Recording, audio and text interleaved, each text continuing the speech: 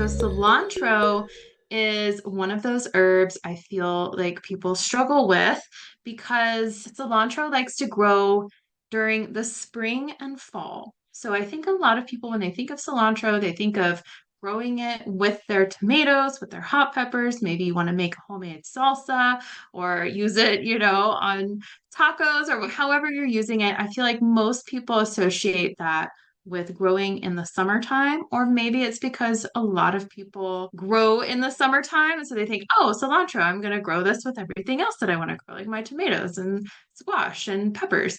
But cilantro does not like the heat. It gets really stressed out, even when temperatures get like above the mid 80s. So if you live somewhere where you have hot, humid summers, your cilantro is not going to be happy growing during those months. So, sowing cilantro, I like to use cilantro seeds, but you could also use seedlings for growing cilantro. But if you plant them or sow them in the early spring or early fall, you'll have much better success and returns on your cilantro plants. Cilantro is also a cut and come again herb, so you can cut the entire plant or bunch of cilantro all at once, as long as you leave 3 to 4 inches of plant above the soil, then that will regrow and you'll be able to harvest cilantro over and over again. You can also just harvest individual leaves as you need, but as something that we're eating the leaves of, the stems of, as long as you have